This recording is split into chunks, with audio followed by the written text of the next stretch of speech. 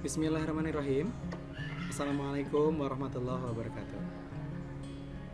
Alhamdulillah rekan-rekan sekalian, untuk pertemuan pertama ini mari kita mulai dengan berdoa.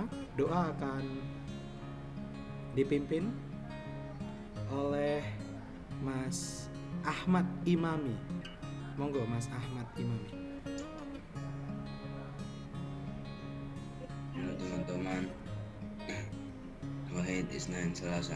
Adakah yang tahu gambar apakah yang ada di samping ini? Silahkan, setahu kamu aja. Protista mirip hewan. Protista mirip hewan. Wah, nampaknya udah membaca materi nih. Ya, protista mirip hewan. Betul. Gambar-gambar ini adalah gambar-gambar protista mirip hewan yang akan kita bahas di pertemuan kedua ini. Nah, hari ini saya akan memulai dengan quote nasionalisme kita. Dulu pahlawan berjuang dengan berperang melawan penjajah. Sekarang kita berperang melawan kemalasan dalam belajar. Maka ayo merdekakan diri kita dari kemalasan.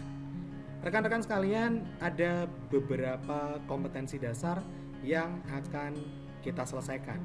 Kompetensi dasarnya sama seperti kompetensi dasar pertemuan sebelumnya. Hanya yang membedakan adalah indikator pencapaian kompetensinya.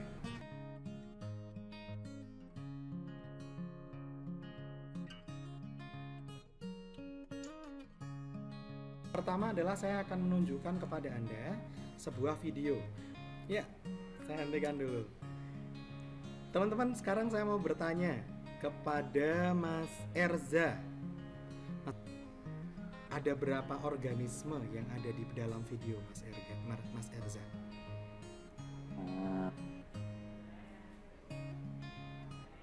Tiga kayaknya. Tiga. Apa saja coba? Yang bentuknya seperti apa? Yang bentuknya bulat di tengah ini. Bulat di tengah ini, oke. Kemudian yang luarnya yang ngelilingin bulatannya itu, yang ngelilingin ovalnya itu. Good. Sama yang di pojok kiri atas. Betul sekali. Tapi di dalam video ini melakukan sesuatunya ternyata paling tepat adalah apa yang dijawab oleh Mas Ahmad Imami, yaitu memakan. Siapa yang memakan? Nah, kita akan menjawab siapa sebenarnya yang melakukan memakan dan siapa yang dimakan.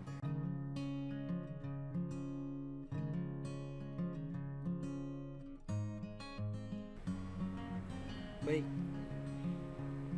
Selanjutnya, peserta didik akan masuk ke LMS Protista Mirip Hewan. Di dalam topik protista mirip hewan, untuk pertemuan ini, dari hasil refleksi belajar yang serta umpan balik yang dikirimkan oleh peserta didik, maka kami membuat video pembelajaran yang dapat digunakan untuk belajar secara asinkronus. Di dalam pembelajaran, siswa diberikan bahan ajar berupa flipping books. Daftar kelompok kami susun dan bisa langsung disaksikan oleh peserta didik. Untuk kelompok tidak kami ubah dari kelompok sebelumnya agar genap satu kompetensi dasar dikerjakan dalam kelompok yang sama.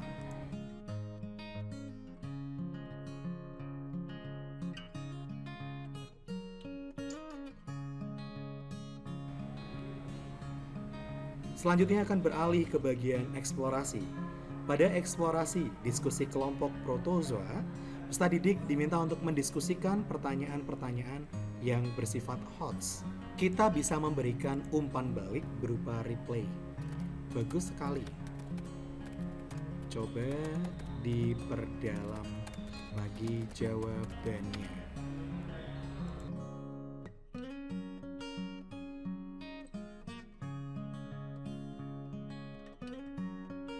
Pada bagian rumuskan, peserta didik akan diminta untuk mendownload LKPD. Bentuk LKPD yang didapat peserta didik adalah sebagai berikut.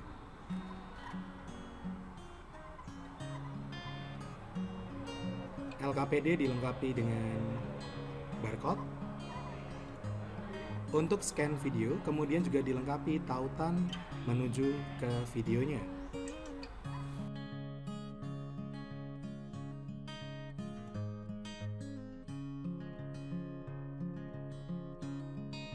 Selanjutnya adalah fase presentasikan. Pada laman ini, peserta didik diminta untuk mengumpulkan hasil LKPD-nya. Pengumpulan LKPD diberikan waktu selama 3 hari setelah pembelajaran berlangsung.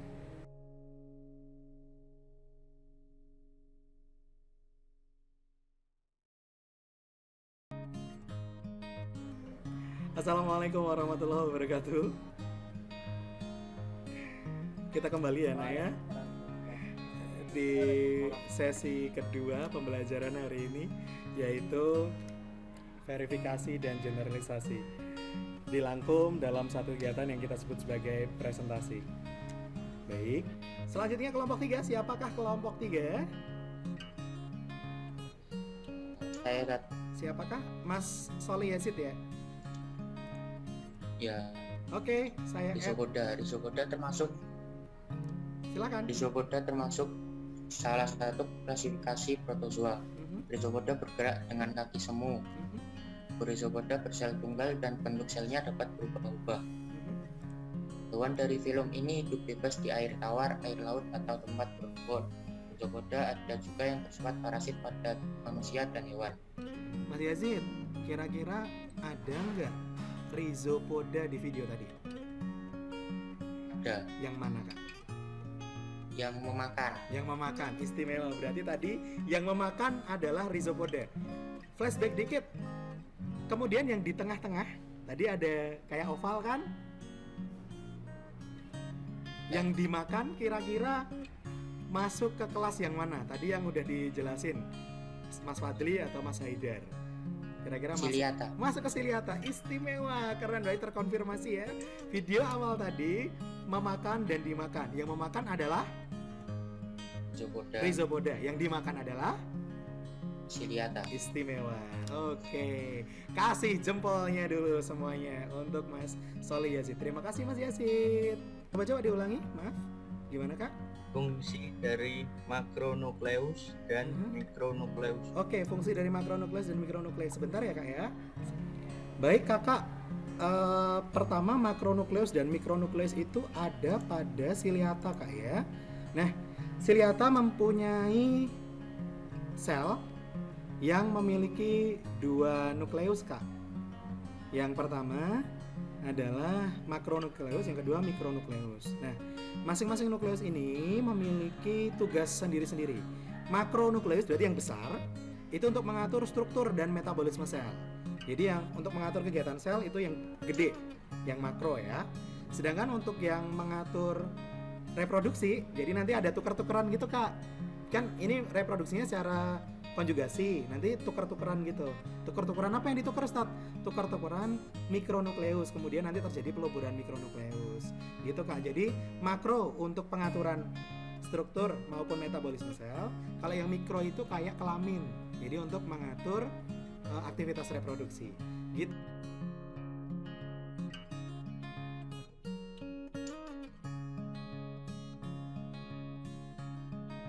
Oke, sebelum kita tutup acara ini, saya ingin satu orang menyimpulkan pembelajaran. Saya minta Mas Kavin deh hari ini menyimpulkan pembelajaran. Mas Kavin, apa sih alasan kenapa protozoa nggak dimasukin ke dalam kingdom animalia aja? Karena itu tak masuk ke kingdom protista. Iya, Karena tumbuhnya tidak terdiferensiasi secara jelas dan pada proses reproduksinya tidak terbentuk embrio. baik. Karena satu masih struktur tubuhnya masih belum jelas karena hanya satu sel ya, uniseluler. Ya. Kemudian yang kedua, ketika terjadi fertilisasi tidak terbentuk embrio. Betul sekali. Terima kasih Mas Kavin. Tolong semuanya kasih jempol dong untuk Mas Kavin. Oke, saya live ya jempolnya ya. Saya langsung live aja jempolnya. Oke Mas Kavin, terima kasih.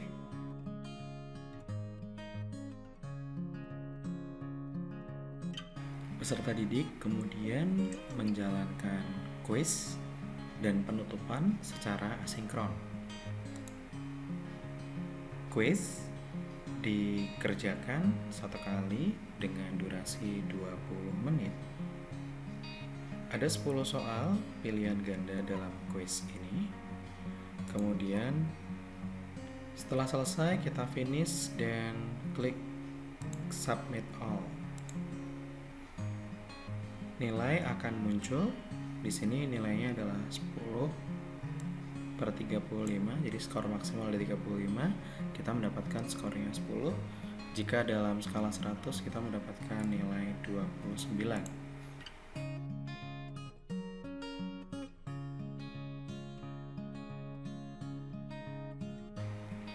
Dalam refleksi, peserta didik diminta untuk menuliskan kesan, perasaan, dan pertanyaan atau masukan serta saran selama pembelajaran.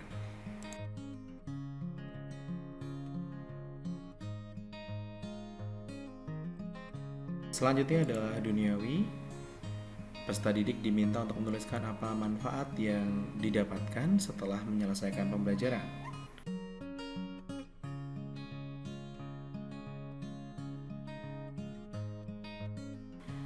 Dan diakhiri dengan ukhrawi, yaitu peserta didik menuliskan apa hikmah yang didapatkan setelah menyelesaikan pembelajaran yang dikaitkan dengan Quran Surat Al-Anbiya ayat 30.